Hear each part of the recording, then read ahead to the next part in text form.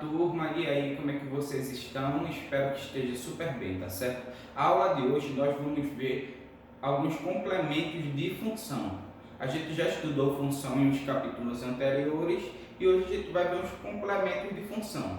Então, minha gente, a função, a gente sabe que função é uma relação entre dois conjuntos, o conjunto A e o conjunto B. O conjunto A a gente chama de domínio, o conjunto B a gente chama de contradomínio, e os elementos que estão ligados entre o conjunto A e o conjunto B, no conjunto B a gente chama de imagem, tá certo? Só que eu tendo uma função, uma relação entre esses dois conjuntos, a gente pode classificar essa função de três formas: função sobrejetora, função injetora e função bijetora. Ô professor, e qual é a diferença de cada função dessa? É bem simples, tá certo? A função sobrejetora, todos os elementos de A tem que ter correspondente em B. Ah, professor, mas aqui ó, o B está sendo ligado a 2 de A, a gente viu que pode. Só não pode um elemento de A estar ligado a 2 de B. Mas todos os elementos de A não tem correspondente em B, isso é função.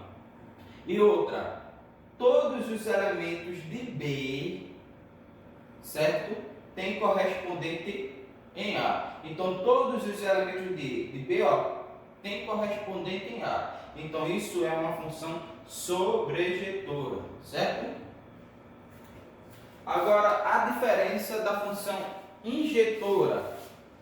Todos os elementos de A tem que ter correspondente em B, porque se não tiver não vai ser função, beleza? Mas só que um elemento de A só pode estar ligado a um único elemento de B. Então veja, ó, 0 está só ligado ao 4, o 1 está só ligado ao 5, o 2 está só ligado ao 6, o 3 está só ligado ao 7. Ah, professor, mas sobrou um aqui. Na parte B, que é o contradomínio, pode sobrar, não pode sobrar em A, tá certo? Por que, professor? E qual é a diferença? A diferença é essa aqui, ó. Um elemento de B está ligado a dois elementos em A. E aqui, para ser uma função injetora, um elemento de A só pode estar ligado a um de B e um de B só pode estar ligado a um de A, entendeu? E para ser injetora não é obrigatório que todos os elementos de B tenham correspondente em A, como aqui é obrigatório. Todos os elementos de B têm que estar ligados a um de A, pelo menos. Entendeu a diferença? Ô professor, e a função bijetora, que é essa? A função bijetora é bi, já está dizendo, é a união de dois. Então, a união da sobrejetora com a união da injetora. Então, eu tenho uma função bijetora. Veja só, que todos os elementos de A estão ligados a B. Isso já é uma função, não é isso? Agora, veja, aqui, ó, todos os elementos de B têm correspondente em A. Ela é sobrejetora. Não sobrou nenhum elemento aqui. E ela é injetora porque um elemento de B só está ligado a um elemento de A. Um elemento de B está só ligado a um elemento de A. E um elemento de B está só ligado a um elemento de A. Um está só ligado a um único elemento. Entendeu? Então, ela é sobrejetora porque não sobrou nenhum. E ela é injetora porque só tem um elemento ligando a outro elemento em B. Um elemento de A ligado a outro elemento de B. Então ela tem as duas características. Quando ela tem as duas características, ela é uma função bijetora, tá certo? E temos também a função inversa. A função inversa ela é representada por f e aqui em cima menos 1. Então eu tenho f elevado a menos 1, tá certo? Isso é uma função inversa, como ela é representada. Aí veja só, minha gente. A gente sabe que função é uma relação entre dois conjuntos. Aqui eu tenho uma função normal, viu? Uma função normal. Então eu tenho um conjunto A e quero encontrar o conjunto B. Beleza? Como é que eu faço para encontrar o conjunto B? Onde tem x aqui, eu troco pelo 1. Aí vai ficar assim. Isso aqui, f de x, é a mesma coisa de y, né? A gente já aprendeu isso. Vai ficar 2 vezes 1 menos 1. Y é igual a 2 vezes 1, 2. 2 menos 1, isso aqui vai dar 1. Ok? Então, aqui ó, é 1. Aí eu ligo. Agora, para encontrar o correspondente de 2, o que eu faço? Eu troco agora o x por 2. Aí ficou 2 vezes 2, 4 menos 1. 4 menos 1 vai dar 3. Então aqui é 3. Agora, para encontrar o correspondente de 3, eu vou fazer o quê? Eu vou trocar o x por 3. Aí eu troquei aqui, o x por 3. Aí ficou 2 vezes 3, dá 6. 6 menos 1 dá 5. E agora eu vou trocar o x por 4.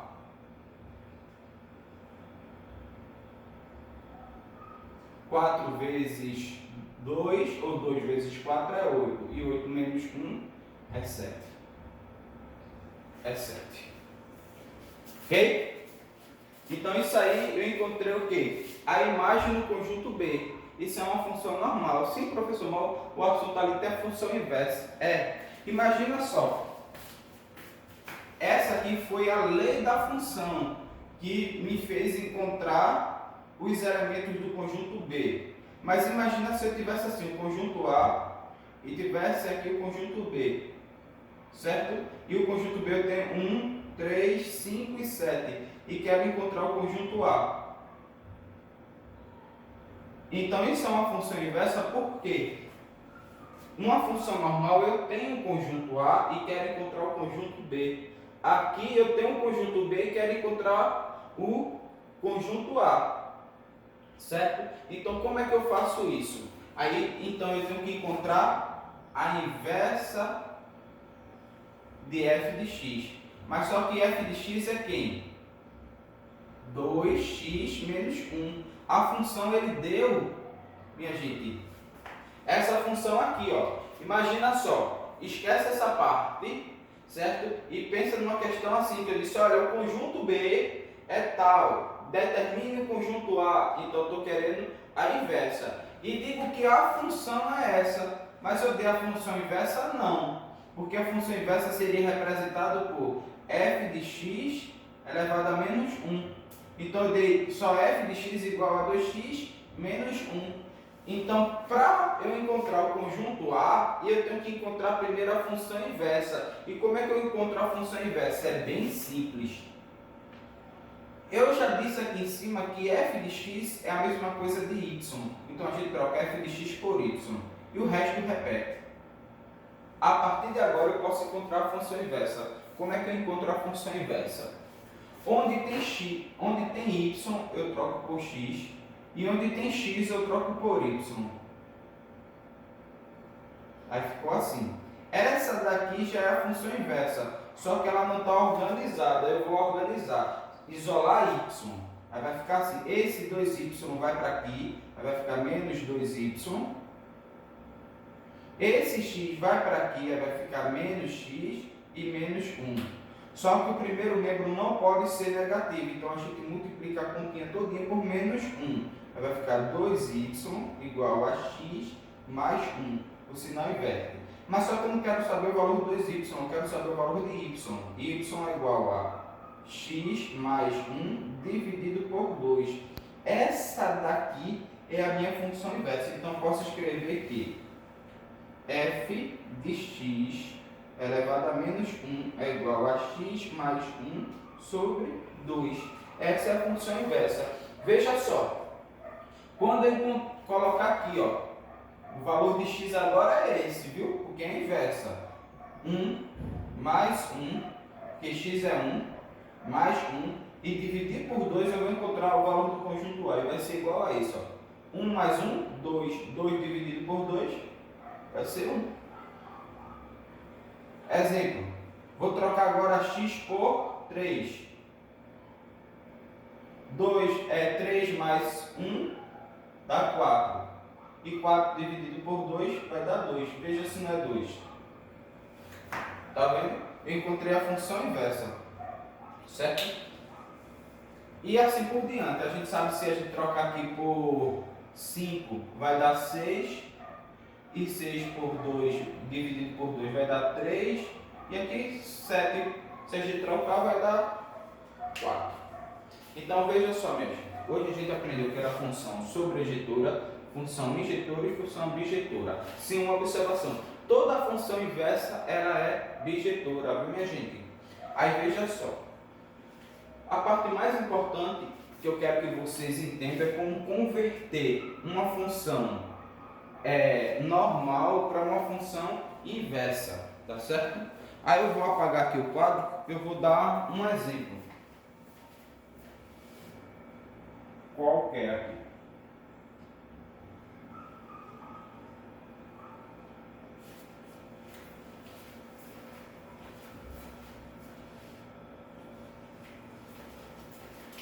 Imagine só se eu tenho essas funções aqui, ó.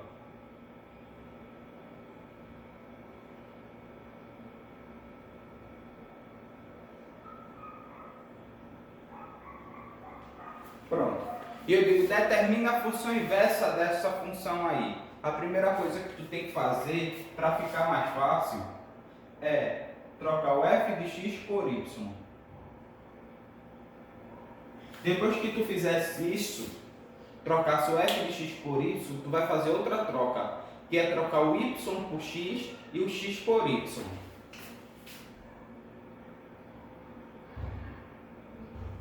Depois que tu fizer isso, a gente precisa isolar o y. O que é isolar o y? Não deixar ele sozinho. Então, eu vou jogar o y para esse lado e o x para esse lado, para o x ficar perto do 2. Só que o x mudou de lado, mudou de sinal, o y mudou de lado, mudou de sinal. O que que acontece? O y ficou negativo, então eu tenho que multiplicar por menos 1 para ele ficar positivo. Quando eu multiplico por menos 1, os sinais invertem. Esse que era positivo ficou negativo. Então, essa aqui é a função inversa. Então, eu posso novamente trocar o y por f de x. Mas agora é elevado a menos 1, porque é a inversa. Aqui, a mesma coisa. Troco o f de x por y. Certo? Aí qual é o segundo passo? Trocar o y por x e o x por y. E agora organizar esse para cá e esse para cá. Estou mudando de lado, estou mudando o sinal. Multiplico por menos 1, porque o primeiro membro ficou negativo. O professor, se não tivesse ficado, não precisava multiplicar. Então, y é igual a x menos 5 dividido por 2. Então, f de x elevado a menos 1 é esse daqui. X menos 5 sobre 2. Ok? Então, veja só, meus. Eu passo uma atividade para vocês na página 166. O quesito de 13, o 13 e o 15, tá certo? Então, ele diz aí, ó, que tem seja A, aí ele dá o conjunto A e dá um conjunto B. Então, ele diz que a função é de A para B. Então, isso é uma função normal, de A para B. Determinada por, aí ele te deu a lei da função, que é isso aqui. F de x igual a 2x mais 3. Verifique se F é inversível. Em caso afirmativo, encontre a lei da função f de menos 1. Então, veja só.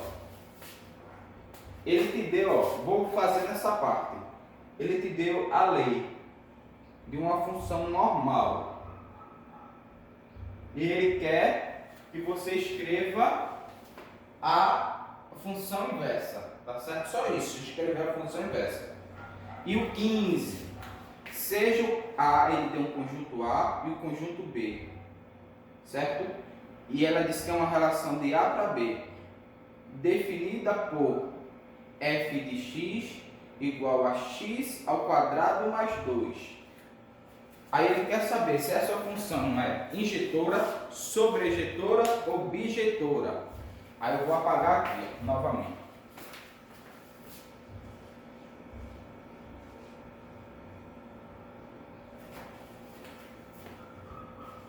Então ele te deu o conjunto A e deu um conjunto B. O conjunto A é menos 1, 0 e 1. O conjunto B é 0 e 1. Beleza? E ele disse que a lei que forma essa função é x ao quadrado. Então o que é que tu vai fazer? Tu vai trocar x por menos 1. Vai ficar f de x igual a... Quem é x? Menos 1. Deixa eu ajeitar esse 1 aqui. Então, menos 1 ao quadrado é 1. Então, tu vai ligar o menos 1 com 1. Depois, tu vai trocar o x por 0. 0 ao quadrado é 0. Certo? E depois, tu vai trocar o último aqui,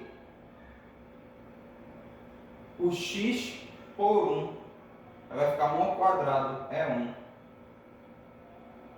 Aí ficou assim. Aí tu vai dizer se essa função é injetora, bijetora ou sobrejetora, tá certo? É só fazer só esses dois exercícios. Qualquer dúvida, fale comigo e até a próxima aula.